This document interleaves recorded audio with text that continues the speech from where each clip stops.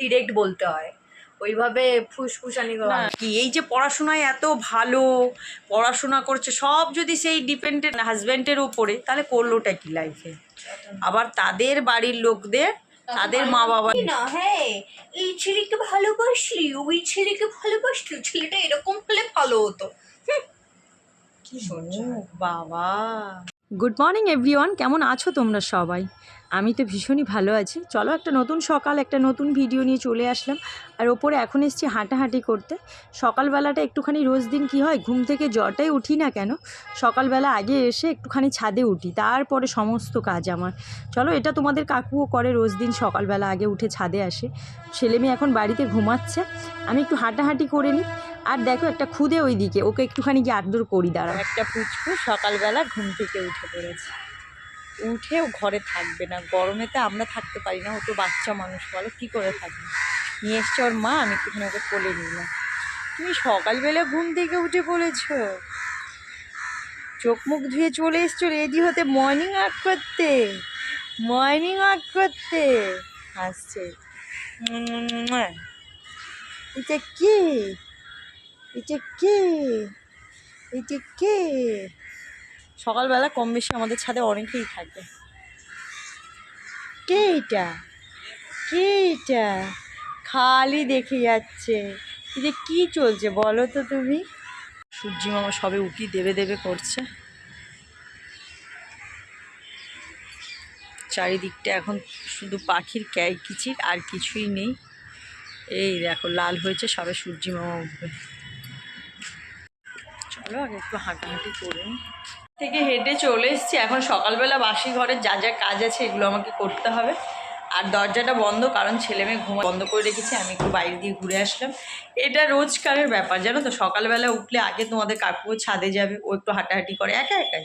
কারণ হচ্ছে অনেক সকালবেলা ওঠে, আমি অত সকালবেলা উঠতে পারবো না, মানে উঠি না, ডাকেও না, জানেও যে বেলাতে অনেক কাজ থাকে। আর গরমে আমি পারি না খুব একটা, মানে এ করে ছুটে ফুটে কাজ করতে আগের মতো তাড়াতাড়ি। এখন যা কিছু করি সব ধীরে সুস্থে, এগুলো একটু ইগনোর করো তোমরা। তো চলো আগে এখন একটু জল খেয়ে নেব, নিয়ে হচ্ছে বাড়ির সমস্ত কাজ আছে।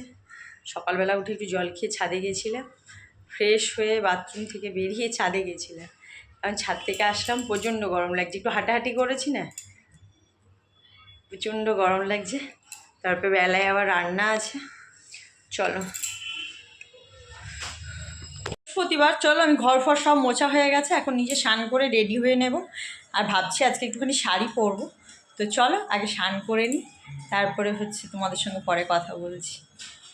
তো স্নান করে আমার পুজো দেওয়া হয়ে গেছে। তারপরে এখানে একটুখানি এই মুসুম্বি, তারপরে পেঁপে, এগুলো ছিল একটু কেটে নিচ্ছি, গরমে এসব খাওয়া খুব দরকার। তো বাড়ির সবার জন্যই কেটে নিলাম, আমার একার না। তো চলো কেটে নিয়ে এগুলো এখন খাওয়া হোক, তারপরে হচ্ছে পরে দেখি কি কাজকর্ম আছে, রান্নাবাড়ি আছে।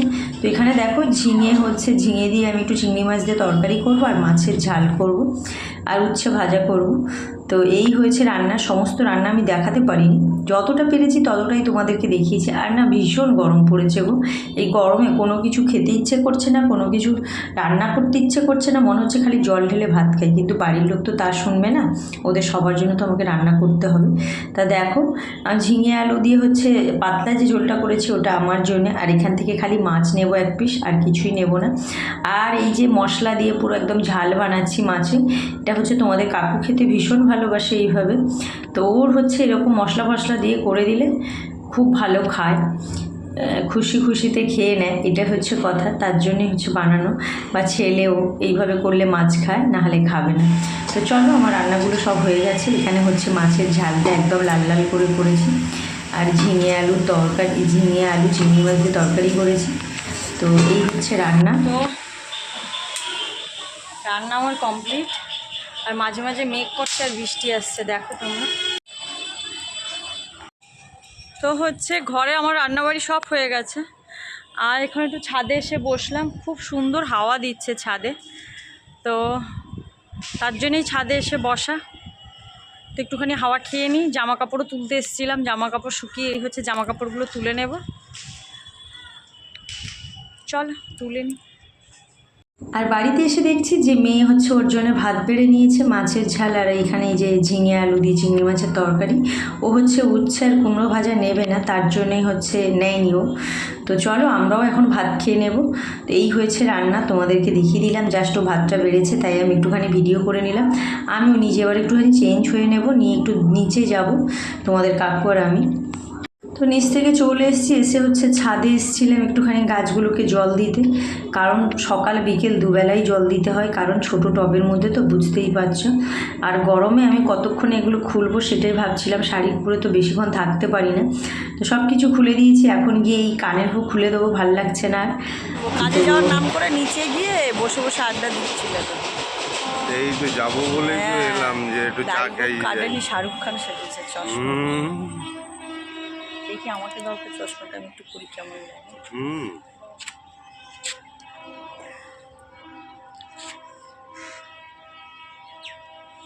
ও মাই গড, কেমন লাগছে বলো তো, কেমন লাগছে? বিউটিফুল।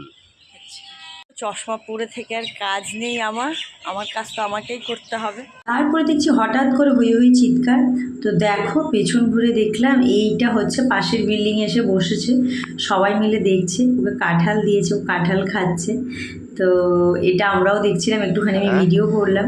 ওই দুটো বেগুন গাছের কালার আলাদা, এই বেগুন গাছের কালার আলাদা।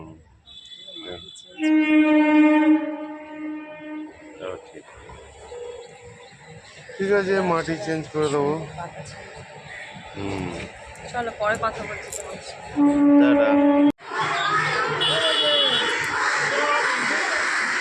কি সুন্দর আবার কাঁঠাল খাচ্ছে দেখো। তো এই দেখতে দেখতে সূর্য ডোবার মুখে হয়ে গেছে। তো চলো এখন হচ্ছে সন্ধে দিতে হবে, সন্ধে হয়ে এসছে, বাড়ি যাই, গিয়ে চেঞ্জ হয়ে একটু ফ্রেশ হয়ে নিই, তারপরে সব কিছু করবো। হয়ে গেছে, আমিও চেঞ্জ করে চলে এসেছি। সারাদিন শাড়ি পরি আর যাই পরি না কেন, আমার মনে হয় নাইটিতেই সব থেকে সুখ, যারা পরে তারা জানে। তো চলো আমি এখন সন্ধে দেবো, তার জন্য একদম চেঞ্জ করে হাত পা মুখ ধুয়ে গা হাত ধুয়ে চলে এসেছি একদম। চলো সন্ধেটা দিয়ে দিই, সন্ধে হয়ে গেছে, এখন 6:30 বাজে।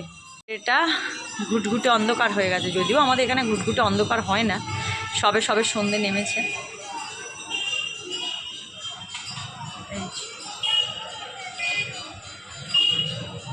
রান্না আছে, চলো সন্ধে ফন্ধে দিয়ে দিই, তারপরে একদম রাতে রান্নার সময় আসছি তোমাদের কাছে।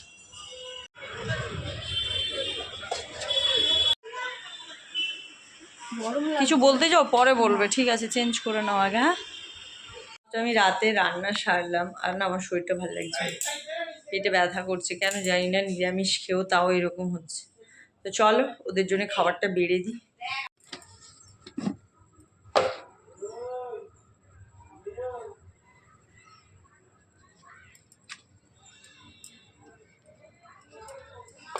পাপাই হচ্ছে পরোটা খাবে, তার জন্য পাপাইয়ের জন্য হচ্ছে পরোটা করেছি, মাম্পি রুটি খাবে, এই হচ্ছে ব্যাপার।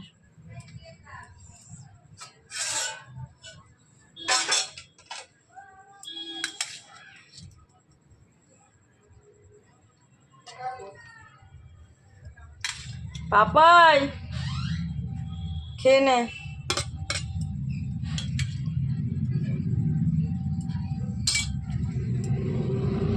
খোল, আর এরকম ভঙ্গি ভঙ্গি করিস না, নিয়ে যা খাবারটা, নিয়ে যা। চলো ওরা খেয়ে নেবে।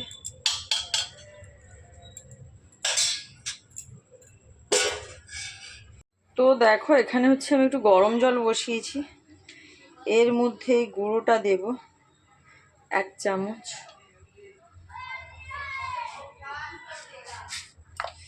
এটার মধ্যে অনেক কিছু আছে, আমি বাড়িতে বানিয়েছি।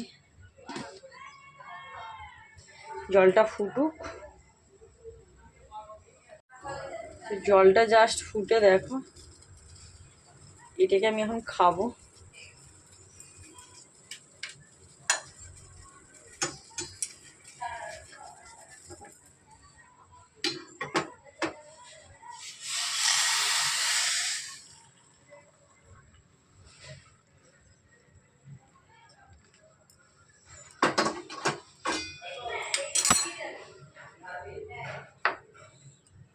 চলো আমি জলটা গরম করে নিয়ে চলে এসেছি।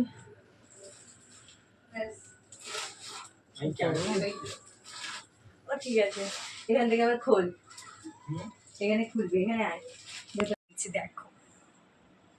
না আমি আইব্রো কিন্তু সেভাবে করি না, আমি শুধু ক্লিন করে নিই, মানে মোটাই ভাল লাগে আমার, এরকম সরু বেশি সরু হলে বিচ্ছিরি লাগে আমাকে। আচ্ছা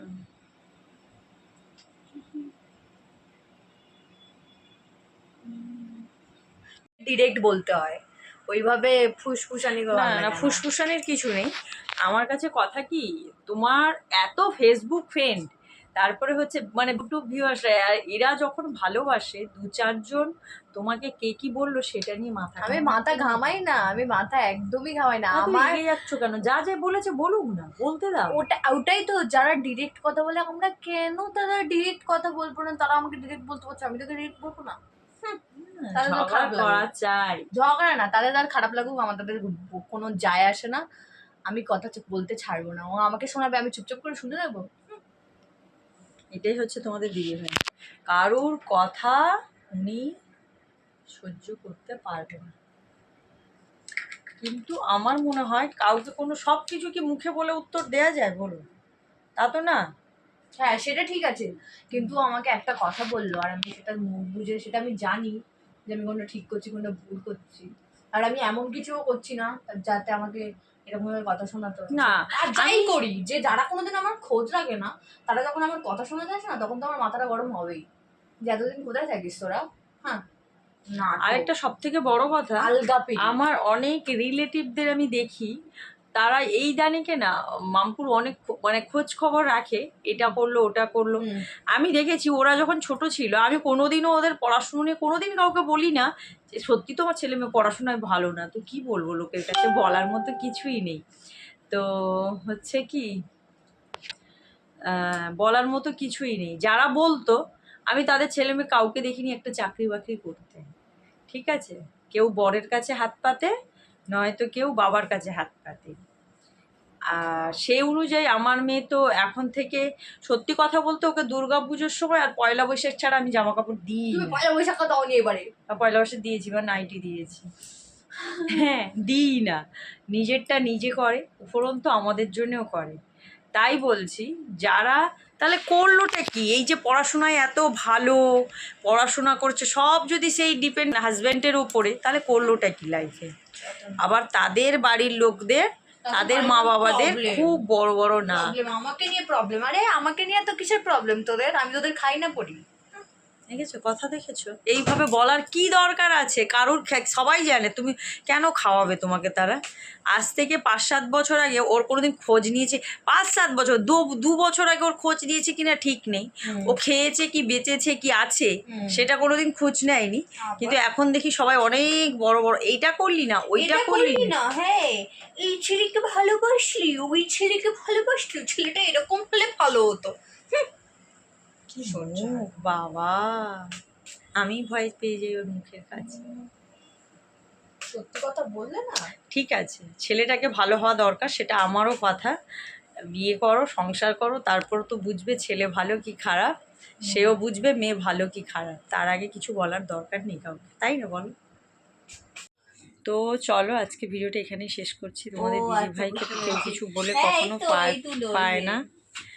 তো চলো, গুড নাইট সবাইকে।